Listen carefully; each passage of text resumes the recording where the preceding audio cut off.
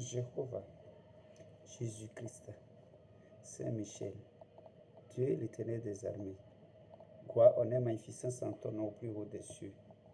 L'Éternel Dieu d'Abraham, Dieu d'Isaac, Dieu de Jacob, nous disons encore une seconde fois, gloire, honneur, magnificence en ton nom au plus haut des cieux. Pour une troisième fois, gloire, honneur, magnificence en ton nom au plus haut des cieux. L'Éternel Dieu des armées, bénis les cœurs, donne la repentance au cœur, afin que ta parole puisse affranchir les cœurs affaiblis. Au nom de Jésus, j'ai prié. Amen. Le thème de ce jour nous dit, face aux épreuves, ne sois pas triste, sois fort et regarde la croix du Christ. C'est le thème qui nous est sorti ce jour. Et nous avons eu deux lectures. La première lecture est tirée dans le livre de Genèse 22, 1er à 8. Et la deuxième lecture est tirée dans le livre des Actes des Apôtres 16, 22 à 31. Le thème, face aux épreuves, ne sois pas triste, sois fort et regarde la croix du Christ. Ce que le thème est en train de nous élucider de façon globale, on nous envoie vers la foi, face aux difficultés, face aux épreuves, à la tentative. Nous devons avoir la foi. C'est vrai, Christ est mort sur la croix. Il n'est plus sur la croix. Il est descendu de la croix. Il est mort sur la croix afin que nos péchés puissent être pardonnés. Nos péchés nous est pardonnés par sa mort sur la croix. Mais le thème nous dit, face aux épreuves, ne sois pas triste, sois fort et regarde la croix du Christ. La croix du Christ, c'est qu'est-ce que cela nous dit? Cela nous dit simplement qu'on a un sauveur, on a un rédempteur qui est mort pour nous. Et après sa mort, il ne nous a pas laissé comme orphelins du père ni du mère. Il nous a dit, je partirai et je ne vous laisserai pas orphelins du père ni du mère. Je vais vous envoyer l'Esprit Saint. Donc, étant donné que nous sommes l'enfant de Dieu, nous avons la foi et nous avions reçu le don du Christ, le don de l'Esprit Saint qui est en nous, qui habite en nous. Donc, face aux épreuves, nous devons beaucoup prier. Simplement, c'est ça. Face aux épreuves, nous devons beaucoup prier. Un chrétien, un croyant ne doit pas se laisser abattre par la sorcellerie, ni par les esprits machiavéliques ou les esprits mauvais. Nous devons prier. Nous devons prier. C'est les épreuves qui forment surtout le chrétien. Si tu es chrétien, tu n'as pas eu d'épreuve, tu n'as pas eu de tentative, comment tu peux surmonter, comment tu peux grandir dans la foi. C'est ça qui fait qu'on grandit dans la foi. Et la Bible nous enseigne tout ce qu'il faut. Tout est dedans. Je vous donne un exemple très simple, très typique. Ce fut un 1er janvier, quand un pasteur était dans son église en train de ranger les trucs avant que les fidèles ne viennent. Mais subitement, soudain, il y a un cri, un grand bruit de la foule courait vers le pasteur pour dire, oh pasteur, ton enfant est tombé dans le puits. Ton enfant est tombé dans un puits. Or, la profondeur du puits est à peine 22 mètres, voire 25. C'est un puits bien profond. Mais qu'est-ce que le pasteur a dit? À l'entendement du cri, de la détresse des hommes, le pasteur a dit, quoi? Mon enfant est tombé dans un puits. L'enfant de 2 ans, je disais, pasteur, qu'est-ce qu'il a dit? Il a dit, mon enfant est tombé dans le puits, mais mon enfant ne mourra pas. Je vous jure, nous avions été témoins. Nous qui vous parlons actuellement, nous avions été témoins. On est rentré dans le puits et puis on a sorti l'enfant idem. L'enfant est sorti sans trace, pas de gratuit même. Et bon, on l'a amené à l'hôpital. Ils ont dit, bon, que comme il a eu cette violence, donc il doit avoir mal au corps. Donc comme vous le savez, les docteurs, la médecine trouve quelque chose à dire. Il n'a même pas eu de fracture. Il n'a même pas eu de fracture. Donc, c'est Dieu qui fait ça. Nous devons sortir, notre bouche doit dire ce qui est bon.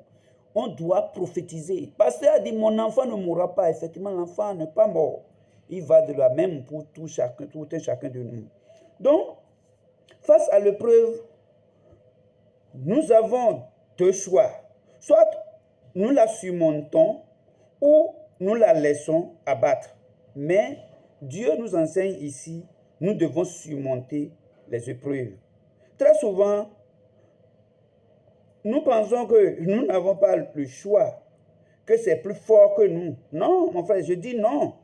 Si nous étions seuls, ce serait vrai. Mais nous avons Christ qui vit en nous et nous donne la force face à l'adversité. Si nous laissons notre cœur être nourri par la parole de Jésus, nous traverserons toutes les tempêtes avec courage et sans nous inquiéter. C'est ça, mon frère. Donc, il n'y a rien qui va nous faire peur sur ce monde. Dieu nous a fait des promesses. La promesse de Dieu qui nous rassure, qui nous assure la victoire sur l'épreuve.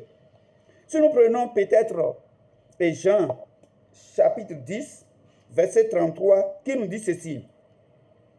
Je vous ai parlé ainsi, afin qu'en moi, vous ayez la paix dans le monde.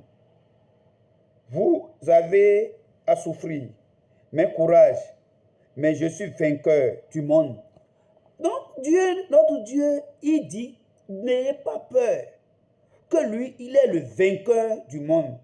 Alors pourquoi tu t'inquiètes face aux épreuves? Pourquoi tu as fui? Pourquoi tu ne veux pas prier? Hein? Frères et sœurs, pourquoi vous ne voulez pas prier? Hein? Frères, dans l'épreuve, lisons 1 Pierre, chapitre 5, verset 9. Résistez, lui, avec la force de la foi, car vous savez que tous vos frères de par le monde sont en but aux mêmes souffrances. C'est ça, le 1 Pierre nous dit. En Christ, nous sommes vainqueurs.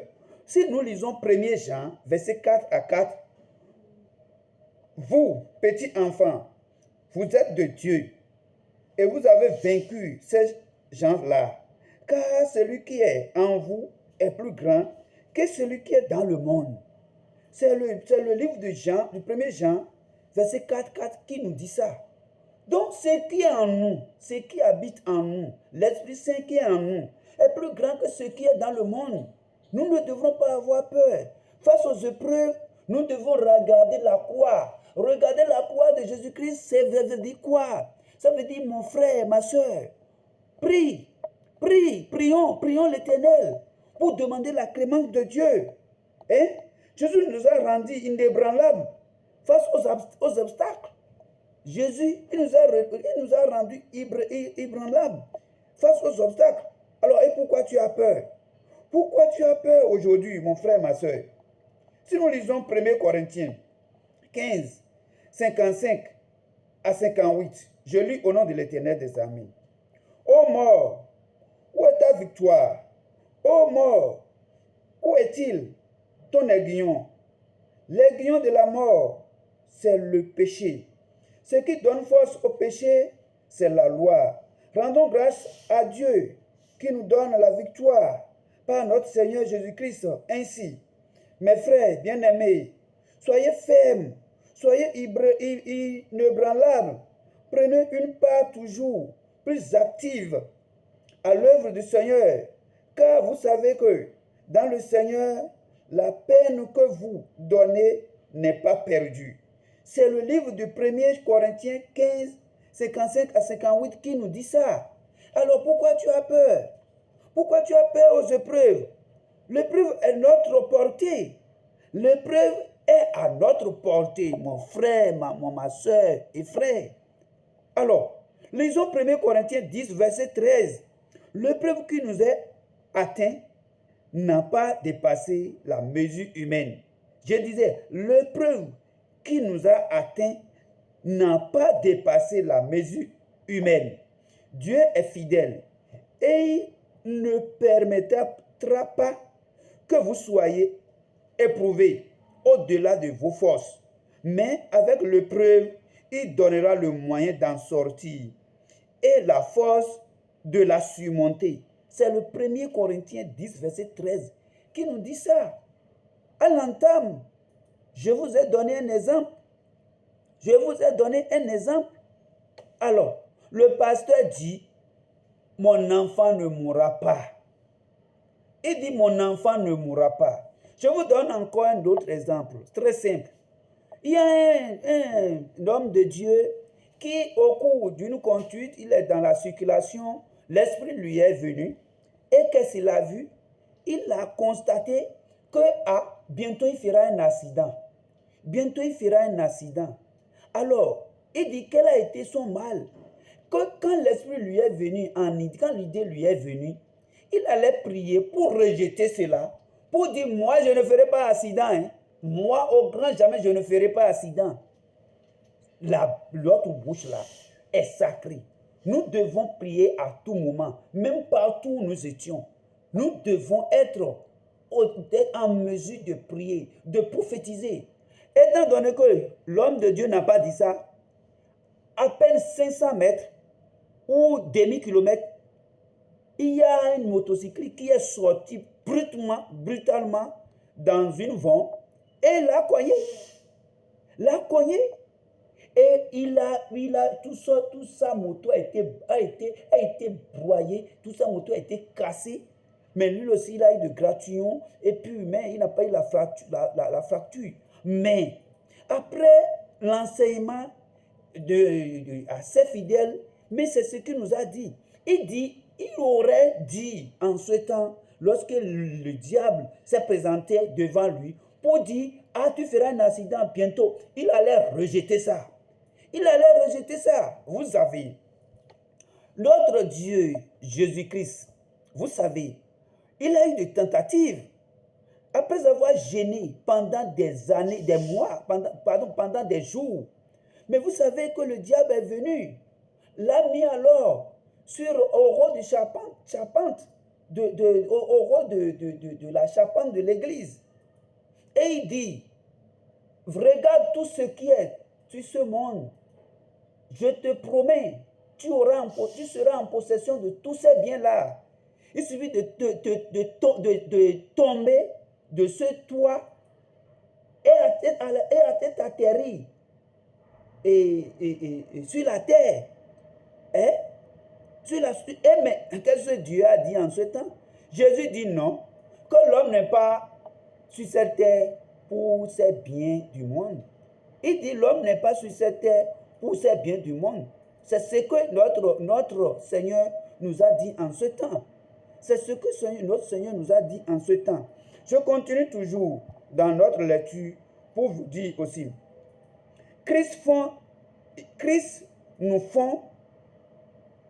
fait sortir dans les épreuves. Christ nous fait sortir dans les épreuves. Si je lis dans le livre du Philippiens 4, verset 13, qui nous dit, je peux en celui qui me donne la force. Donc Christ, il peut nous sortir dans nos épreuves. Dans nos épreuves, le Seigneur est présent avec nous au milieu des tempêtes, si vous ne le savez pas. Lisez Psaume 22, verset 4. Je lis au nom de l'Éternel des armées.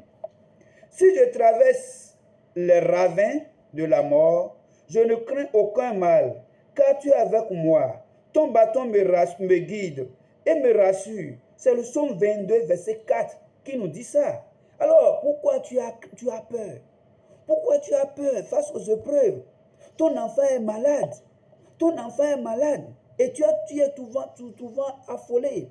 Tu es souvent affolé. Et tu ne fais que paniquer. Mon frère, prie. Prie. La première des choses, c'est de prier. C'est de prier. Prier fort avant d'amener l'enfant à l'hôpital. Mais tu laisses sans prier. Et pour toi, tu amènes directement l'enfant à l'hôpital. Non, ce n'est pas ça, mon frère. Ce n'est pas ce qu'il y a lieu de faire. Si tu es malade, prions, prions, prions pour avoir la clémence de Dieu. Après avoir eu la clémence, la mainmise de Dieu, vous pouvez aller à l'hôpital pour le reste de la chose. Parce qu'à force de prier, ça veut dire que les esprits mauvais qui incarnent, qui vous regroupent pour vous faire du mal, vous allez épargner, vous allez supprimer tous ces esprits mauvais afin que vous serez sains. Votre corps est sain. Là, la médecine moderne peut faire son travail. Par l'épreuve, Dieu nous attire à son cœur. Par l'épreuve, Dieu nous attire à son cœur. Je lis au nom de l'Éternel des armées. Osée 2, verset 16. C'est pourquoi mon épouse infidèle, je vais la réduire. Je vais l'entraîner jusqu'au désert et je lui parlerai cœur à cœur. Donc, par l'épreuve, Dieu nous attire par son cœur. C'est ça. Et il y a aujourd'hui la lecture qui est notre lecture du jour. Je vais lire le livre de la lecture du premier et de la lecture Genèse 22, 1er à 18. Je lis au nom de l'Éternel des armées. Après ces choses, Dieu mit Abraham à l'épreuve. Écoutons la parole de Dieu. On dit après ces choses, Dieu a mis Abraham à l'épreuve. Ça veut dire que Dieu peut te mettre aussi à l'épreuve. Tu n'es pas épargné. Dieu peut te mettre à l'épreuve pour voir si véritablement tu as la foi, si tu es croyant. Je lis encore. Et lui dit, Abraham, il répondit, me voici.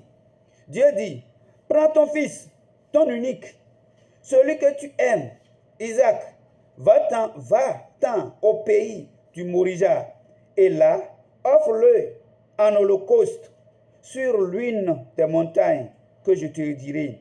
Abraham se leva de bon matin, c'est là son âme, et prit avec lui 2 serviteurs de son fils Isaac. Il fendit du bois pour holocauste et partit pour aller au lieu que Dieu lui avait dit. Vous savez, la foi d'Abraham, ça c'est la foi ça. Notre papa Abraham, nous devons faire référence à Abraham. Donc Dieu a mis l'épreuve, a tenté Abraham, mais il n'a pas reposé, il l'a accepté. Et qu'est-ce qu'il a fait? Il a pris son fils unique et il veut aller faire un sacrifice, holocauste à notre Seigneur Jésus-Christ. Maintenant, le 3e jour, Abraham leva les yeux, fit le lieu de loin. Et Abraham dit à ses serviteurs, restez ici avec l'âne. Moi et le jeune homme, nous irons jusque là où adorer. Et nous reviendrons auprès de vous. Abraham prit le bois pour holocauste, le chargea sur son fils Isaac et porta dans sa main le feu et le couteau, et ils marchèrent tous deux ensemble. Alors, Isaac parla à Abraham, son père, dit, mon père, est-il répondit, me voici. Mon fils Isaac reprit, voici le feu, le bois, mais où est l'agneau pour holocauste? Mes chers frères fidèles, frères et sœurs, regardez la question que l'enfant posait à son papa. Il demande, voici le feu, voyez les bois pour faire la grâce au Seigneur. Mais où est alors l'agneau? Abraham dit, il répondit, mon fils, Dieu se pourvoira lui-même de l'agneau pour holocauste. Ça là, c'est une parole prophétique. Je dis ça là, c'est une parole prophétique. Et comme disait la Bible, que d'attacher sa parole au cou, ces genres de paroles prophétiques, nous devons chaque fois les répéter dans les moments difficiles. Qu'est-ce qu'Abraham a dit? Abraham a dit, le Seigneur s'en chargera de l'agneau, que le Seigneur se pourvoira lui-même de l'agneau. Mais si Abraham s'est tué, et il s'est tué, bon, de façon bête, il peut égorger Isaac pour holocauste, parce que c'est ce qui a été conclu. Mais il a dit, on demande où est l'agneau, il dit le Seigneur pourvoira. Et ils marchaient tous deux ensemble. Lorsqu'il fut arrivé au lieu que Dieu lui avait dit, Abraham y éleva un autel et rangea le bois et lia son fils Isaac. Il l'a taché proprement et le mit sur l'autel par-dessus le bois. Chers fidèles. Puis Abraham étendit la main et prit le couteau pour égorger son fils. Alors l'ange de l'Éternel l'appela des cieux et dit, Abraham, Abraham. Et il répondit, me voici. L'ange dit, n'avance pas ta main sur l'enfant et ne lui fais rien, car je sais maintenant que tu crains Dieu et que tu ne sais pas et tu ne m'as pas refusé mon fils, ton unique. Abraham leva les yeux et vit derrière lui un brebis, un bélier retenu dans un buisson par les cornes. Et Abraham alla prendre le bélier et l'offrit au holocauste à la place de son fils. Alléluia. Mon frère, c'est ça. Mais c'est ça. C'est ce que l'on appelle la foi. La foi en Jésus-Christ. Alors pourquoi toi, un peu de souffrance, un peu de souffrance, un peu de souffrance, au lieu de prier, tu te fais recours au marabout, au maraboutage, à la sorcellerie, et chez les boconons, chez les féticheurs. Pourquoi tu ne peux pas tenter ton Dieu? Pourquoi tu ne peux pas prier? Pourquoi tu ne peux pas faire ce que Dieu demande? Et chaque fois s'il y a un peu de tentative, une petite épreuve, tu t'es abandonné et tu te donnes ta vie simplement dans la main des visionnaires qui prennent l'œuvre de Dieu comme travail et ils ne font que d'argent. Est-ce que tu as l'argent? Tu n'as pas l'argent, tu es dans détresse. Et on t'a dit, on te donne le don de Christ, et on t'a donné gratuitement. À toi d'exploiter le don de Dieu. Mais tu donnes tout ton argent aux visionnaires et aux marabouts. Et tu cherches quoi? Il faut regarder comment Abraham a eu de foi. Il a eu le bélier. Et il a fait grâce à Dieu. Il a fait sacrifice que Dieu l'a demandé. Mais c'est comme ça que nous devons agir. Nous ne devons pas abandonner Dieu. Quand un peu d'épreuve venait, on doit être soudé en la foi. C'est ça ce que Dieu nous demande. La deuxième lecture, Actes 16, verset 22, 31 nous dit, je lis ceci au nom de l'Éternel des armées. La foule se leva contre eux. Alors les magistrats les furent arrachés les vêtements et ordonna qu'on les batte à coups de bâton. On les roua du cou et on les jeta en prison. Le gardien reçut l'ordre de les surveiller près.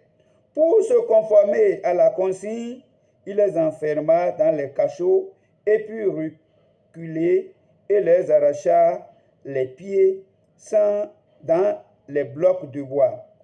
Vers le milieu de la nuit, Paul et Silas priaient et marchaient les loin de Dieu. Les autres prisonniers les écoutaient. C'est ça. Vous entendez? C'est ça ce que la Bible nous demande. On dit, vers le milieu de la nuit, Paul et Silas priaient et chantaient les louanges de Dieu. Les louanges de Dieu, nous devons prier, chanter les louanges de Dieu dans les moments de détresse, dans les moments très, très, très amers. C'est ce que nous devons faire. On dit, qu'est-ce qu'on nous dit? On dit, Paul lui criait de toutes ses voix, arrête, ne te fais pas du mal, nous sommes tous là. Le gardien demande des torches, se précipita dans les cachots et tremblant de peur, se jeta aux pieds de Paul et de Silas, puis les fit sortir et leur demanda, Monsieur, que dois-je faire pour être sauvé? Toi, gardien, tu es le plus fort, non? Et c'est vous qui demandez maintenant qu'est-ce que vous allez faire pour vous sauver. Crois au Seigneur Jésus-Christ. Lui répondit, c'est le Paul et Silas qui lui dit ça. Crois au Seigneur Jésus-Christ. Lui répondit, et tu seras sauvé. Et en un de même pour toi et pour les tiens. Donc, nous devons avoir comme sauveur Jésus-Christ, comme notre sauveur. On ne doit en aucun cas, nous ne devons pas en aucun cas être paniqués. Nous ne devrons pas paniquer face aux épreuves, face aux difficultés. Nous allons lire le psaume 91, verset 2, tel que vous le savez. Je lis au nom de l'Éternel des armées. Je dis à l'Éternel, mon refuge, ma forteresse, mon Dieu en qui je confie. Tu as besoin d'aide pour surmonter la paix. J'ai cherché l'Éternel et il m'a répondu. Il m'a délivré de toutes mes frayeurs. Alors, psaume 34, verset 5. Chers frères et sœurs, nous n'allons plus élucider que ça. Nous allons vous dire tout simplement que dans la vie, il y a des difficultés. Mais en cas de difficultés, faites toujours recours à la parole biblique. Les louanges, les chants, l'adoration et surtout la prière. Gardons ces deux choses, ces trois choses. C'est fini. Nous allons surmonter tout ce qui est difficulté. Que Dieu vous accompagne. Merci. À bientôt.